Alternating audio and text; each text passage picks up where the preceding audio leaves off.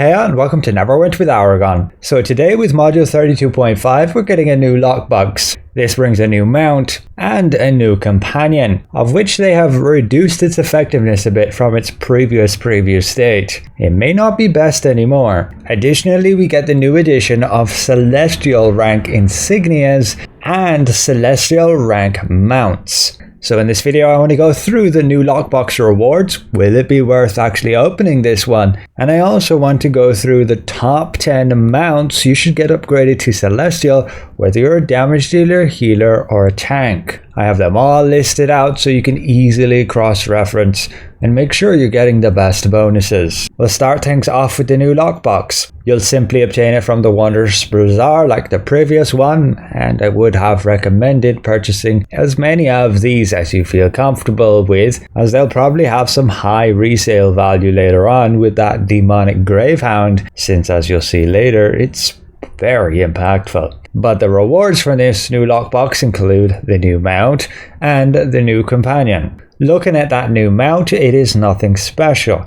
With an equip power of just bonus awareness and stamina, it is better to have an equip bonus that gives everybody ratings in your team, or if you're DPS, ferocity for extra damage per hit. As for the combat power, you're simply going to give everybody some shield, also giving them a bit of defense, along with the ability to reflect damage based on your maximum hit points. Not just you, but everybody when you are hit. This may have some use cases, but I still don't see it being as good as one of these mount combat powers to boost your team's damage in artifact calls. But who knows, we may get future content, like in module 33, that requires such high mitigation bonuses. This extra shield and defense may be useful, but even then, it probably falls short of bonuses that reduce the outgoing damage of targets. So I don't really see this mount combat power being used, and so that only leaves one thing left for the mount.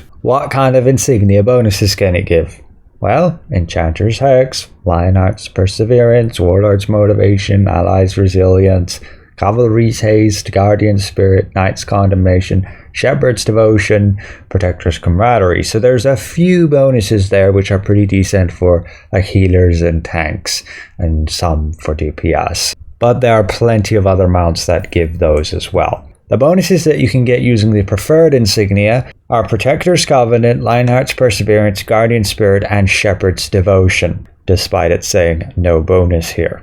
So now we have a look at the new companion, the Flying Cat. This is ultimately going to be just a mixed damage striker companion, a little tiny bit of multi-target, and mostly single target damage. No team support effects. Her player powers are Enduring Alacrity, movement speed, and the offense power of power and movement speed. So ultimately, you're not going to use her for these power bonuses unless it's some niche movement speed build. As for her stats and powers then, how effective is she in combat? Well, she's been nerfed a bit from when I previously tested her, which is only to be fair. She was rather insanely strong, considering over 200,000 DPS on this ranking versus these others only just getting over 160,000. So I done a nearly 12-minute test here just to check again the DPS, and we were getting nearly 180,000. This is the new score for this companion's DPS rather than the 216,000. We can see this as mainly a result of the maximum hit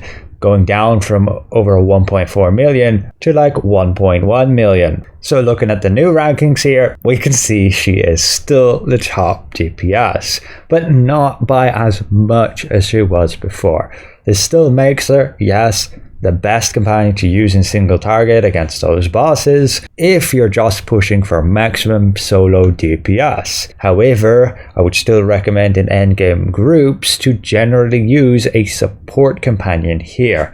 You can go for a support companion that has a decent amount of DPS like Tutor, Flapjack, or even Itrine. But yes, it gets very tempting now as a DPS to stack all damage companions rather than support companions, leaving that to the tanks and healers.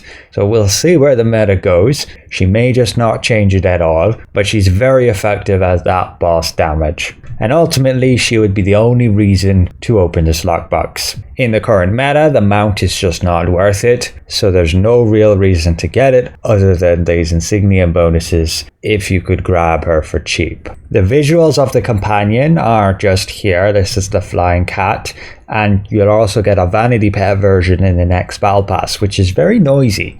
When you load into a new map, it's going to screech at you like a cat, and to me, more like a cat in distress rather than just cutely meowing. The visuals of the new mount are this, your hedgehog with a saddle, and the spacebar animation is this. So yeah, you could get it for the visuals. It's pretty unique. We have not had a hedgehog mount before, but it's up to you.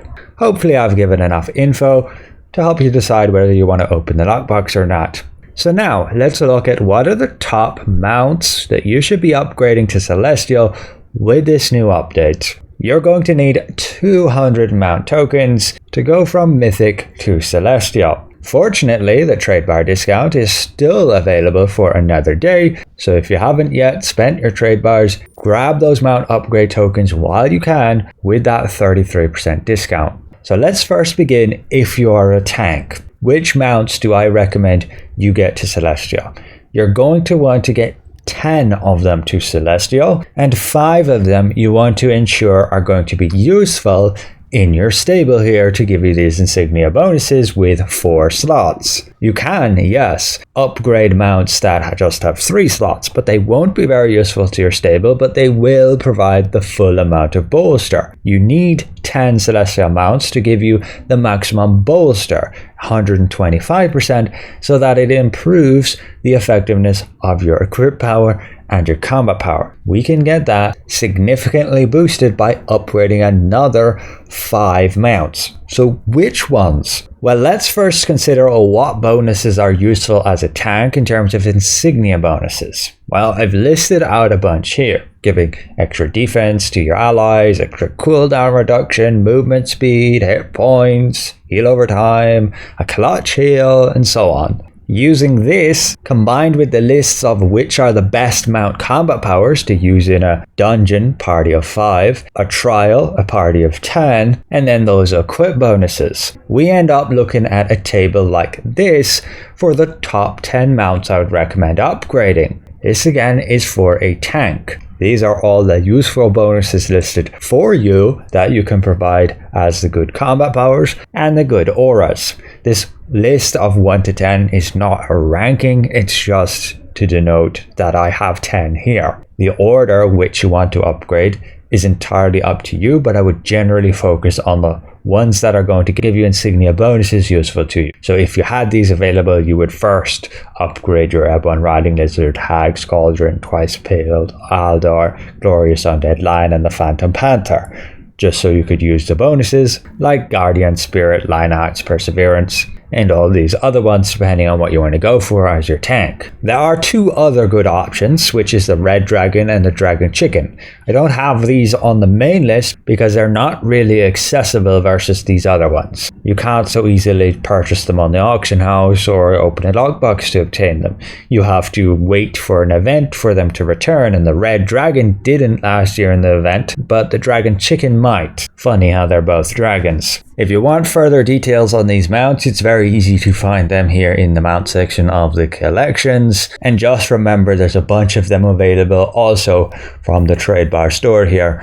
But just check on the auction houses, you may get a better deal for them. We then jump to the healer mounts. You'll want bonuses again like these, giving cooldown reduction, extra outgoing healing, healer stats, movement speed, and our list ends up like this. Again, we are prioritizing those with the auras to give those stats to your teammates, and the ones that have the combat powers for artifact calls. Do note, I've also made sure within these top 10 that you're going to have a total of 4 mitigation mounts. So not necessarily just the top damage boost ones, but also the ones that are going to reduce the target's damage output. like the twice-paled Aldor, Swarm, Eclipse Lion. The Dragon Chicken also helps with this. These can be very important, depending on the content, to have active during mitigation checks. When everybody's going to take a bunch of damage, you would cast this, even if it's outside of an artifact call. So these mounts that both provide a damage boost to the team and a damage reduction boost to the team are massive value, and thus they need to be on this list. Apart from the Neon Eclipse Lion, because there are technically two versions, one is a 3-slot mount and the other is a 4-slot mount, you should still have 5 mounts here that you can slot into your stable, giving you like a choice of Mentor's Covenant, Artificers, Cautious Devotion, Tacticians, Gladiator's Guile, Shepherd's Devotion, Magistrate's Patience, and so on.